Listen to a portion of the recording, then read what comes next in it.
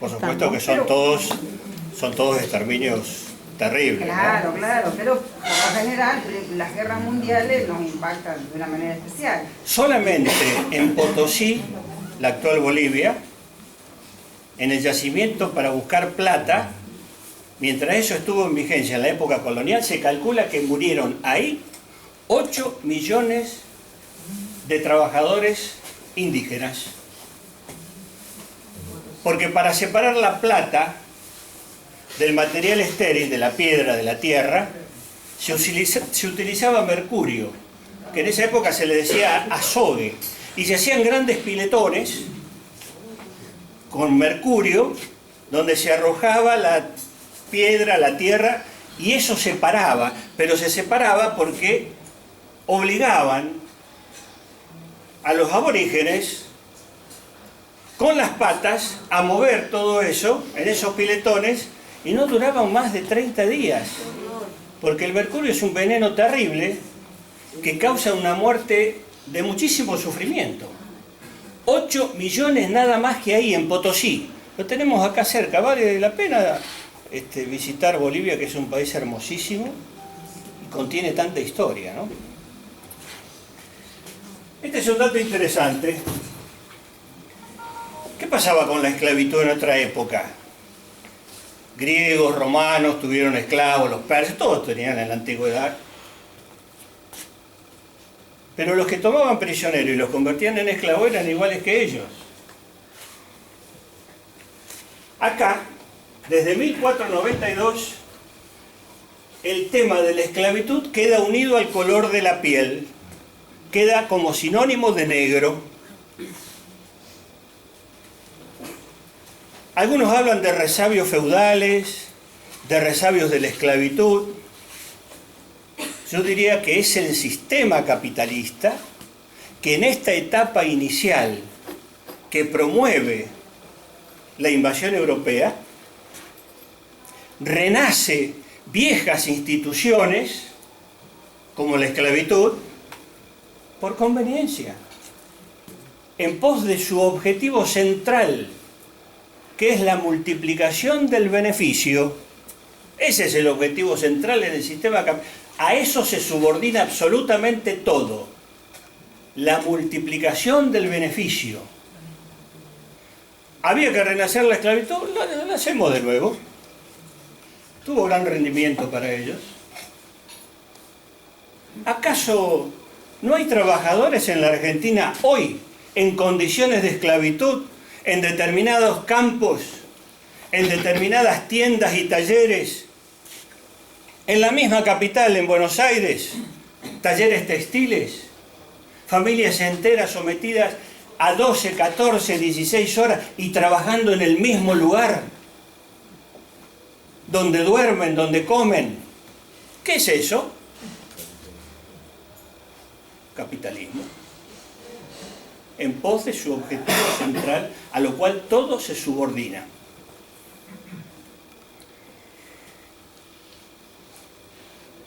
Acá hay que tenerlo claro. La Iglesia Católica fue uno de los 3 poderes centrales en este proceso de conquista y colonización, junto con la corona y los colonos. La Iglesia Católica fue parte de todo este proceso y de estas cifras terribles que estamos dando. Es decir, destruyó dioses, templos y sobre esos cimientos construyó sus iglesias. Eso lo podemos ver en cualquier lugar del norte argentino, en Bolivia, en Perú, en Ecuador, en Cusco. Pero además fue parte del negocio. Se apropió de tierras en enormes extensiones. Tuvo siervos y esclavos a su servicio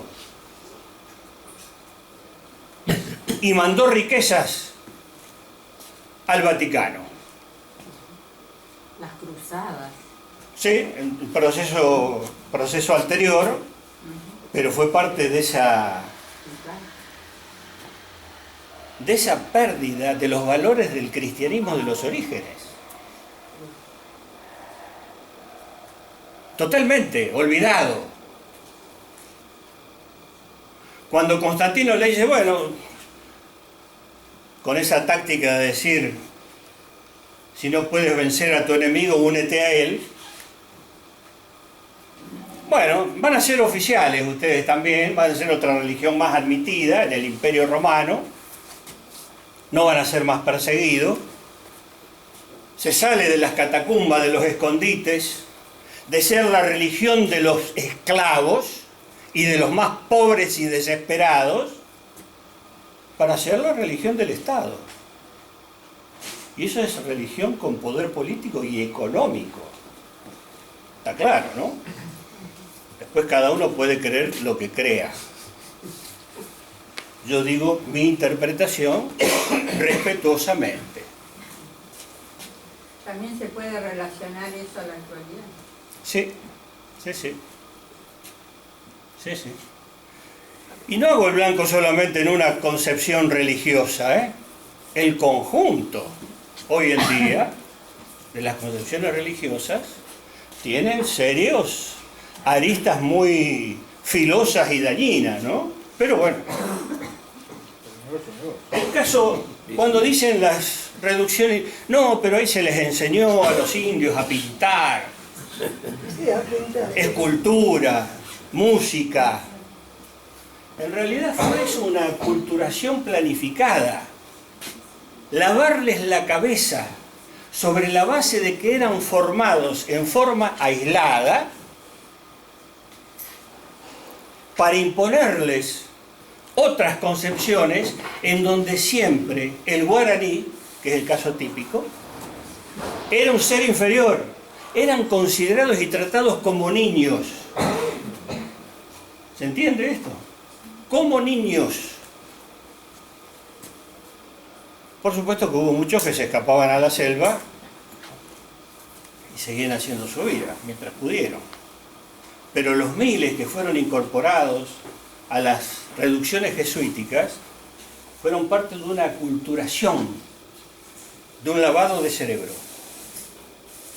Acá tenemos una foto espantosa de principio del siglo XX. Argentina, Tierra del Fuego. Matanza de Onas, como se les llamó, pero en realidad ellos mismos se autodenominaban Selknam. Selknam era el nombre que ellos se daban, en la provincia actual de Tierra del Fuego, exterminados por el ejército, por fuerzas armadas de civiles latifundistas que se quedaron con esos territorios y los exterminaron. Fue una cacería. Eso fue una cacería. Creo que fue en los años 60, murió la última mujer Selknam con vida, y con ello se perdió una cultura, un idioma. Es terrible eso, ¿eh? Es terrible. Y hablábamos del otro drama, la esclavitud. Caza de esclavos en África, especialmente en el Golfo de Guinea, en Angola, también desde Mozambique.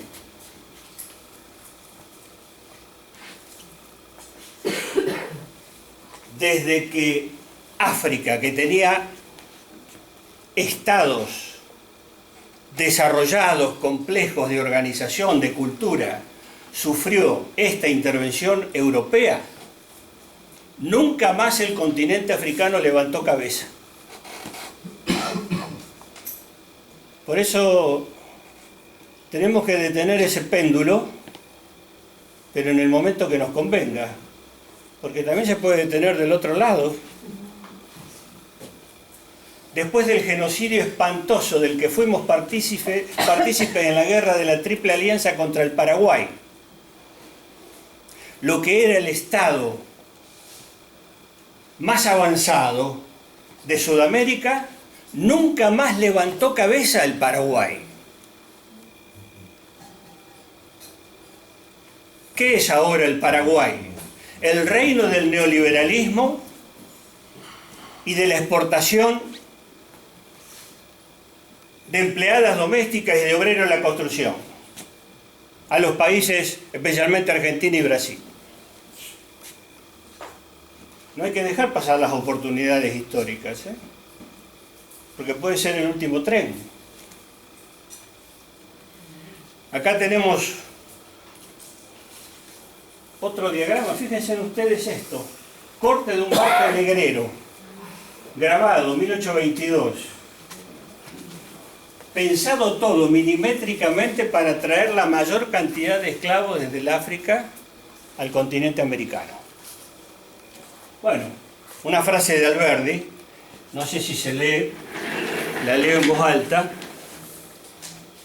Dijo Alberdi: porque son ellos, los hombres de color, como se les llamaba en esa época, los que han dejado sus huesos y sus sangres en los campos de Ituzaingó y Chacabuco, a fin de tener esta patria, esta bandera, esta libertad, esta dignidad que tenemos todos menos ellos. Pobres hombres de color, ellos lo han hecho todo, y ni siquiera las puertas del teatro y del café se les abre para gozar un instante de la paz que ellos nos han conquistado. Juan Bautista Alberdi. Siempre surge una diferenciación en decir, pero ¿cómo América del Norte tuvo un desarrollo del capitalista más lineal y acá nos cuesta tanto? Bueno, hay unas cuantas causas. Es bueno analizar uno y otro lado. Una es el distinto grado de complejidad que tenía España o Inglaterra. Y lo que se hizo fue trasladar lo que se tenía al continente americano. Cuando España invade el continente americano, bueno, recién estaba despertando una burguesía comercial muy débil, que encuentra en esta posibilidad de América una oportunidad económica. Pero el atraso español se impone y lo que se trasladan son muchas instituciones y formas y pensamientos propios de una España feudal, que inclusive retrocedió con la reconquista cristiana. Porque la España musulmana fue un territorio de avance científico, técnico, social, cultural, en todos los aspectos. Más avanzado que cualquier otro estado europeo. Al-Andalus, como le llamaban los moros, a su tierra en España. El avance cristiano fue feroz, ¿eh? Fue el atraso. No siempre gana lo mejor en la historia, ¿eh? América del Norte predominó, gracias a que había una enorme cantidad de bosques, la explotación forestal para fabricar barcos, realizadas a través de pequeñas y medianas empresas que utilizaban mano de obra libre, asalariada. Esa mano de obra asalariada fue la base de una demanda interna que se satisfacía con producción local.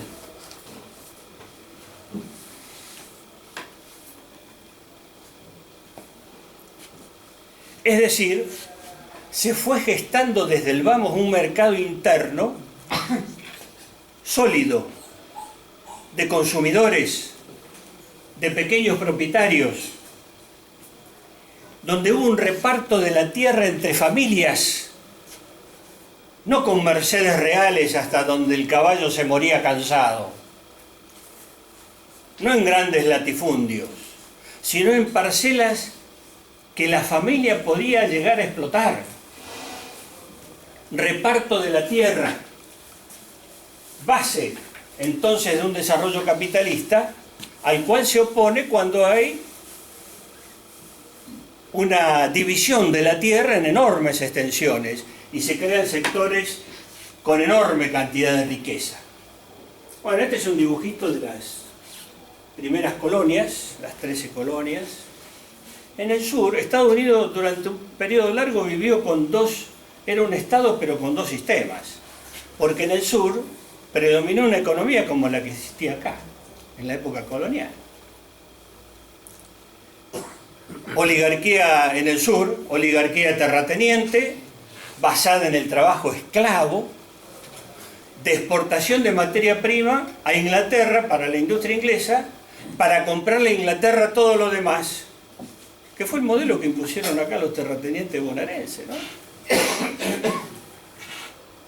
Pero ese conflicto se resolvió en una guerra civil del norte con su proyecto industrial contra el sur con su proyecto oligárquico. Y triunfó el norte. Ganaron los buenos. Acá podemos decir que fue al revés. Acá fue al revés ese proceso.